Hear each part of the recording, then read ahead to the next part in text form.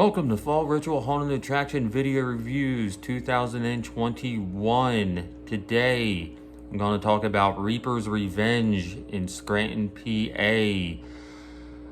I got a lot to talk about, so I'm just going to get right into it. I'm going to try not make this like an hour long and use the word awesome, amazing, and unbelievable 100 times. So let's get right to it. Reaper's Revenge, they've been open for 13 seasons now. They have 5 attractions: a Hayride, Lost Carnival, Delirium, Pitch Black, and Sector 13. It is one price for all 5 attractions, so you can't pick and choose what attraction you want to go to. So one price gets you into all 5 of them. You can get tickets online, or you can get them there. If you get them there, it is cash only, but they do have an ATM on site. They do have a VIP upgrade option, which I highly recommend getting, just due to the fact that it was a Sunday night opening weekend in September when we went, and the lines were already really long. So I can't imagine what they look like in mid-October, closer to Halloween. So I definitely recommend getting that VIP option. When you get there, the parking is $3, so make sure you have cash for parking. You do have to sign a waiver to get in. You will go through a security checkpoint, and no purses are allowed either. Unless if you're, I think they said unless you're carrying like medicine or something like that. But other than that, no purses are allowed to be carried in. So you're going to go in, when you go through the ticket booth, you're going to get to like a little midway area. They do have tons of photo ops. You know, they got a bonfire going, they got music playing, they got food vendors, they got a merch store. They do have like hand sanitizer, porta potties everywhere. So when you start going through, when you start to get in line to go through your first attraction, which would be the Hayride.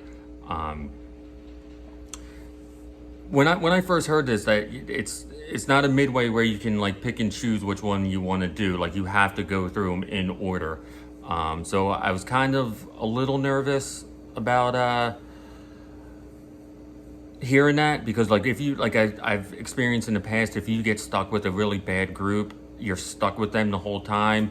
But they did it really well, where you see the same people, but you're not stuck with them. They have it so spaced out and so time perfect that you're not really going through the attraction with a lot of people, or just like the same group of people, which is really well done.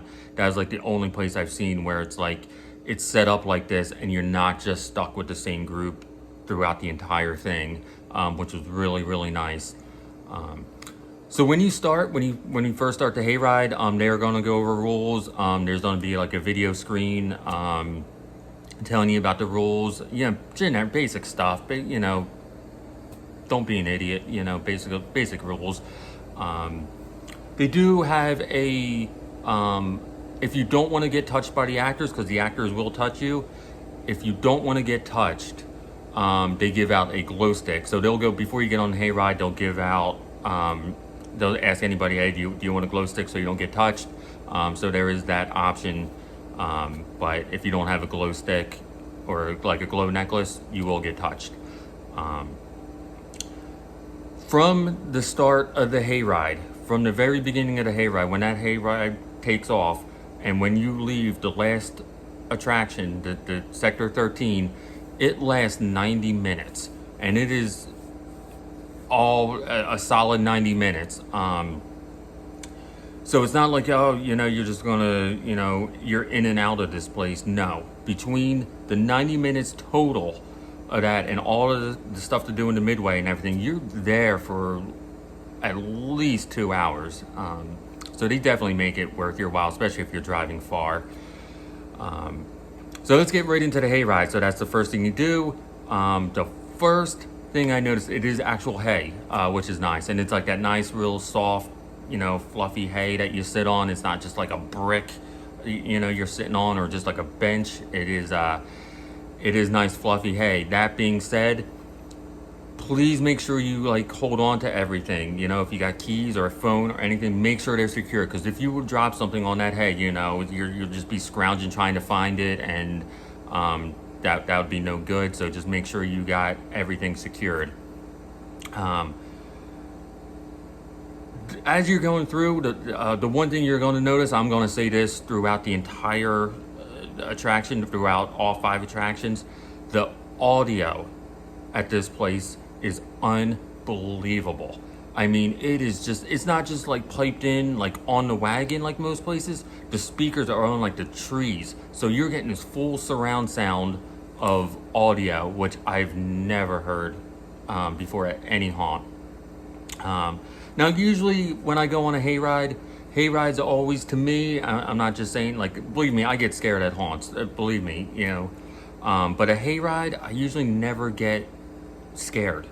I never really get like really freaked out on a hayride. They're always just kind of like, you sit in the wagon, you get pulled along. If it's a nice fall night, you just relax, look at the sets, look at the props, look at the actors. Nothing usually scary. This hayride, there is one scene in particular. I'm not going to tell you the scene. If you want to know the scene I'm talking about, you can send me a message on Instagram at Fall Ritual. I will tell you that scene. But there was just one scene where I was constantly looking over my shoulder, expecting something to happen. It really freaked me out. And I've never experienced that on a hayride before. There was one scene. Let me tell you about the actors. The actors are incredible, and there's a ton of them. There was one actor in one scene where the whole hayride, like gasped, like an audible gasp, like type thing, because she was just absolutely amazing. This is a hayride where you're gonna spend, at least for me, I spent more time looking up than I did like eye level, because there is so much to see, like hanging from trees and in trees, and the props are like bigger than life. I mean, some of this stuff defies gravity. Like, how did they get that up there? How's it staying up there? How's it moving? It's just, you're literally gonna be like just staring up the whole time, and just, this is also a hayride that there are no like dead scenes. There's no like, even between like the big scenes, there's like something to look at. There's always something. I'm not saying there's an actor coming out yet, but there's always like something out in the distance, or there's music, the audio's going. And I can't believe I'm saying this, but this is a hayride where it's almost like you wish there was some type of dead spot, just so your brain can process what you just saw and prepare yourself for what you're about ready to see. Because I know there was a couple times where like I was looking ahead and I was getting so excited because I could see the scene coming up, but yet I was still trying to process, what I just witnessed. Everything there was done to precision. I mean, there's nothing on that hayride, in any attraction there, that was just haphazardly put together or just thrown there just to throw it there. Everything there had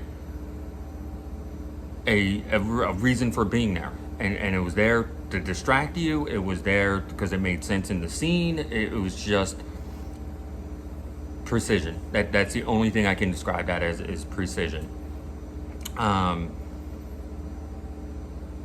I actually lost count. I was kind of going to count how many scenes there were on this hayride, but I've lost count because there were just so many. And like I said, you're trying to process all this stuff, and I was trying to keep count, and yeah, I just lost count.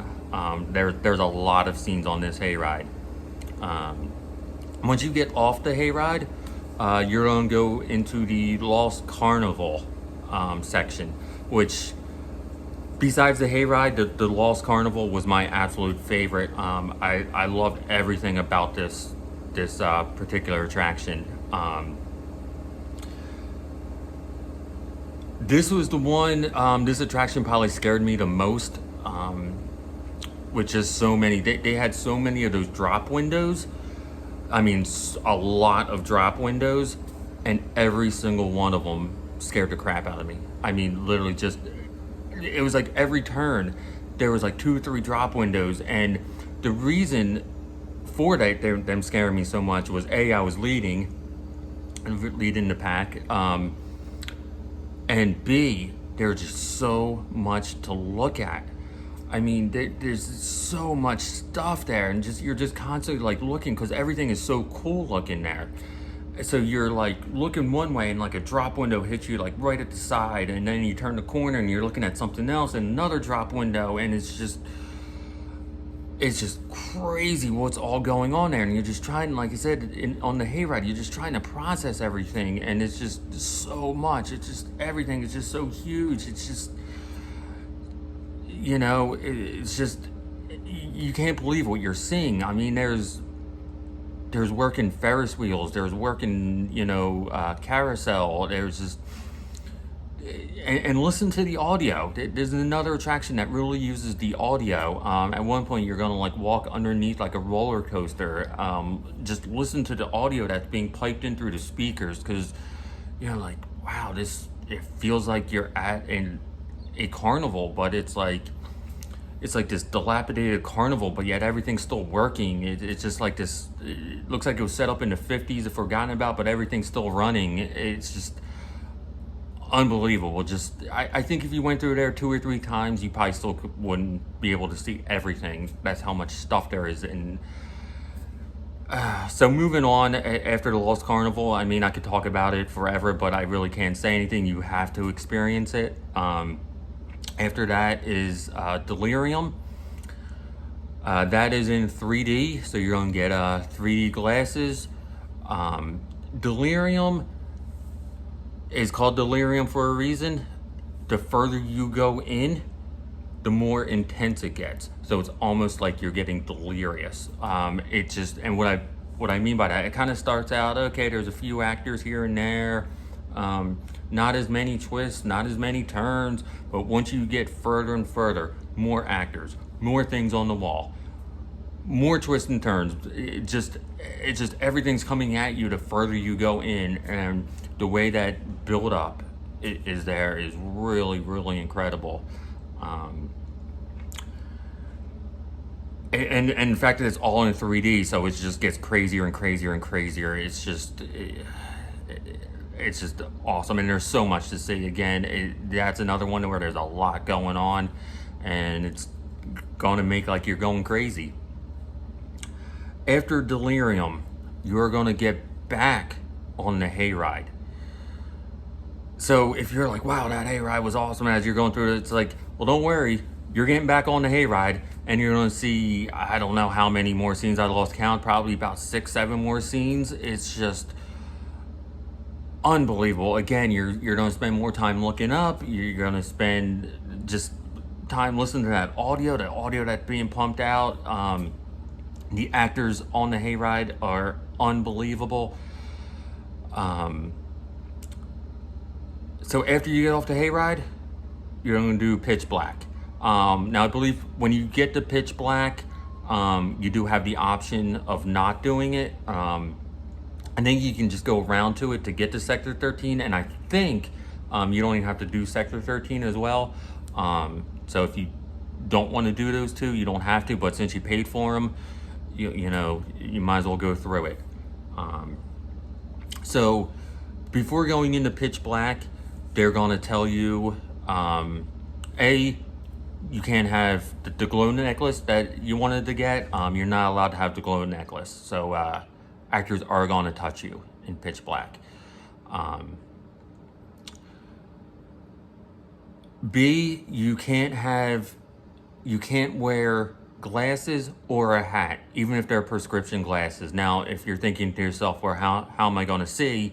You ain't going to see anyway. So it doesn't matter if you're wearing them.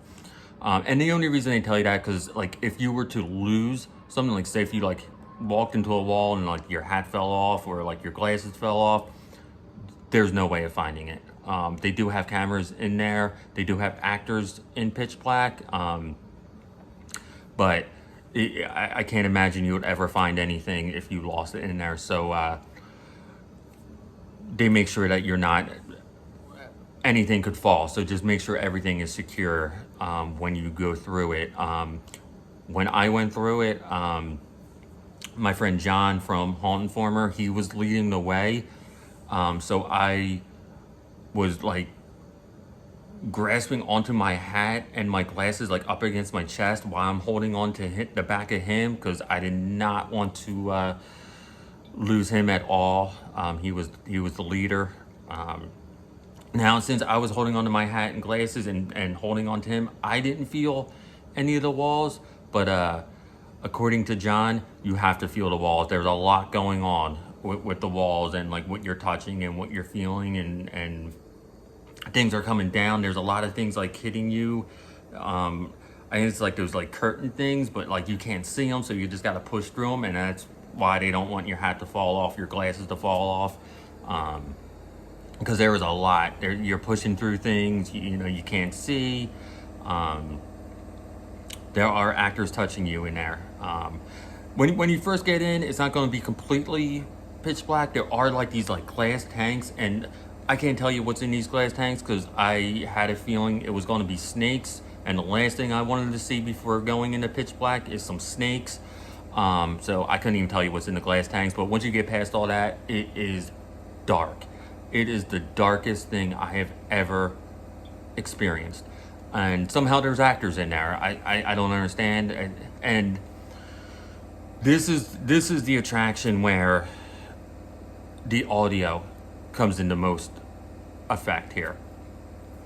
I mean, already your vision is completely gone. Now you're hearing, what you're hearing is this like low bass, like this, just like this rumble of this bass coming at every direction.